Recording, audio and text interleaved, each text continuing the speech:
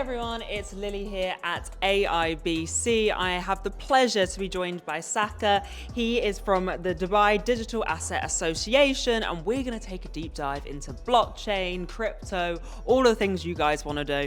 So Saqr, why don't you explain a little bit about, especially what's happening here in Dubai? How has things evolved? Everyone out there, I'm sure, is aware that Dubai has become such a hub for technology and innovation. How are things evolving, and what can you said the right word. First and foremost, thank you for having me. I think it's great to see AIBC bringing so many people here. In Dubai, innovation is at the heart of government services, and that sounds weird, but it is the fact.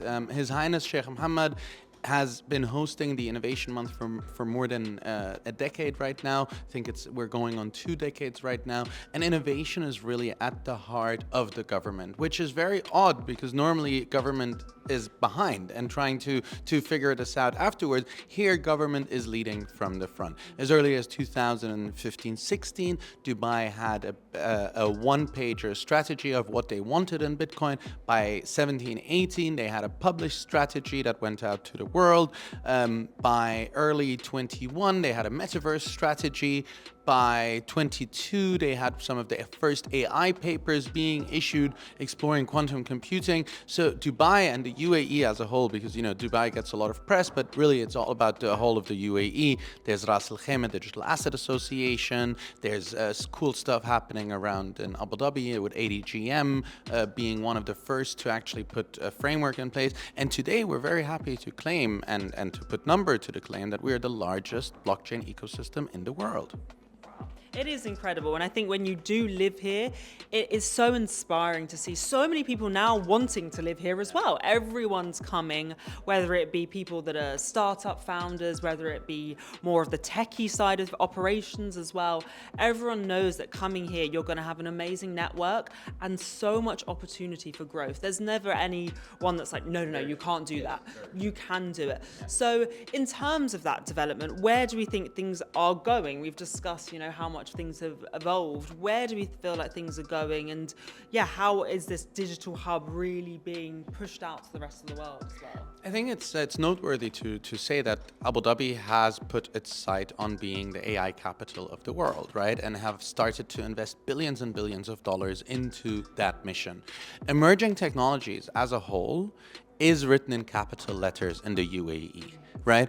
I think they were some of the first governments to accept mobile into government services. They were some of the first governments to have the internet, to have, you're being able, I can renew my car online, right, without leaving my house, right? And the matter of the fact is, this really sits at the heart of everything government in the UAE.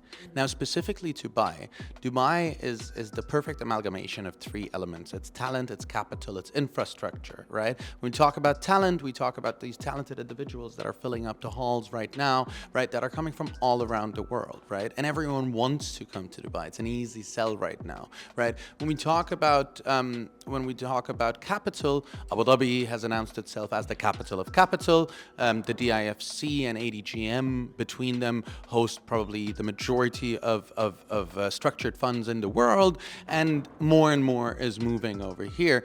And then obviously infrastructure comes in 3 forms. It's the physical infrastructure, like this place that we're all consuming, right? The beautiful hotels, the beautiful restaurants, but it's also the digital infrastructure. Amazon, SAP, IBM, Oracle, you name it, you can find a data center operated here in the UAE.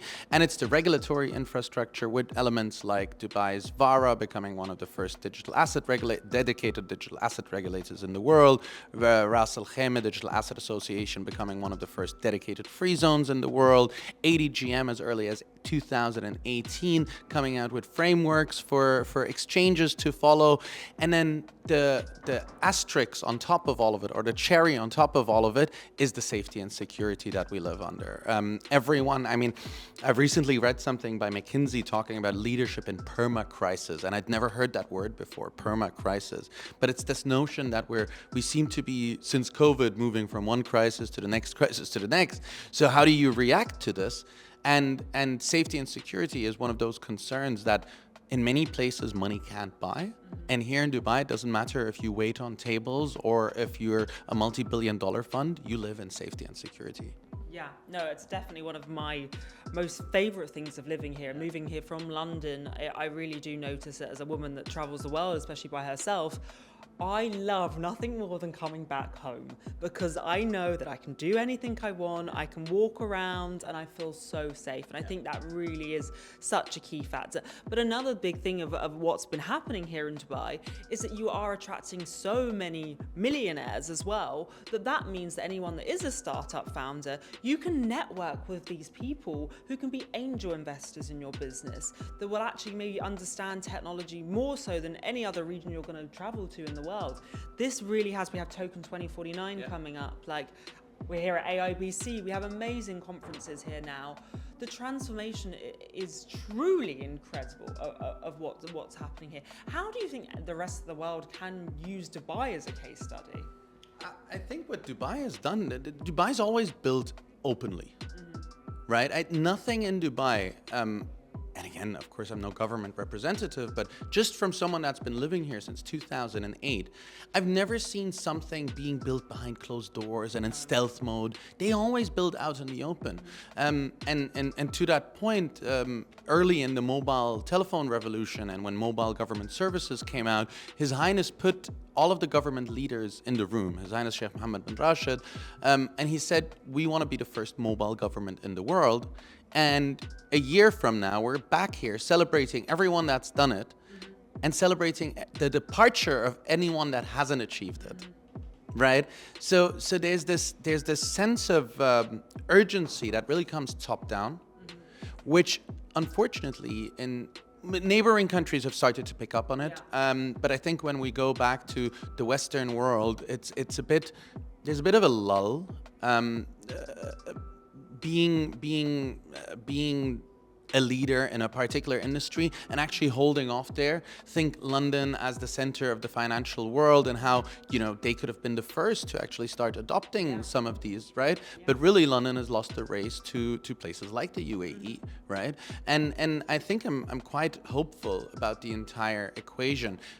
Anyone that's interested in the UAE and copying the UAE actually has consultancy units within the government entities to support other governments, right? And it's actually quite impressive to see this coming to life. And now us exporting thought leadership rather than importing thought leadership. Yeah, I had this discussion yesterday, and it really was so true because it was even 10 years ago. Everyone was trying to say, "Come to Dubai, come to Dubai." Yeah. Now businesses are starting here and then moving and taking their expertise, which it's incredible what's been done. Yeah, it truly is in such a short period of time, which means. Yeah, the future is definitely super bright of what's going to happen. And in terms of crypto, do you feel like this region has more potential to adopt crypto? Do we feel like we're going to start being able to pay for more things in crypto? Obviously, property is something that is being allowed a lot more now that you can buy property. Do we think salaries potentially? Well, we already have court rulings to allow for salary payments in crypto. So that's already a case.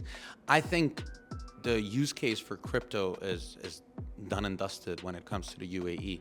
We were one of the first countries in the world to have an international CBDC that is being used. If you're listening to this, Google Project Aber, ABEER, from the Central Bank of the UAE to the Central Bank of Saudi, one of the first cases in the world. We've seen some of the first high-value transactions for cars and properties happening here in the UAE. So really, I don't think it's about the first stablecoin, AED-backed stablecoin was recently announced. This is happening if people like it or not. Now, let's make it specific and why I think the UAE is such a special place. Many people don't know that the UAE, the majority of people are immigrants, expats, call them whatever you want. I think the word immigrant has such a negative connotation for it, and we're all referring to ourselves as expats, right? With that, the majority of these, particularly subcontinental Asians, when we're talking about the blue-collar workers, are sending up to 90% of their salaries back home.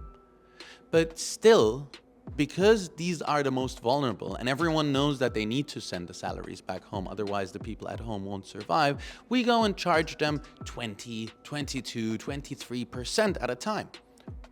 With crypto, this can be done in cents and in seconds.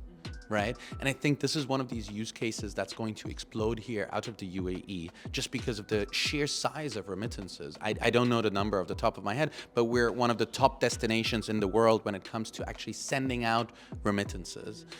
So I'm really hopeful on that. I'm then also super hopeful on the entire topic of food security and how that food security starts moving through a transparent blockchain solution. The UAE has been one of the first countries in the world to start exploring this for the blockchain for medical records and for relevant. So in the COVID days, they were tracking ventilators already on blockchain. So this is really beyond the hype now. Yeah. Where, you know, we went into the hype at some point, right? I'm very proud and amused looking back how things went at the time. Having said that, we're now in this plateau of productivity.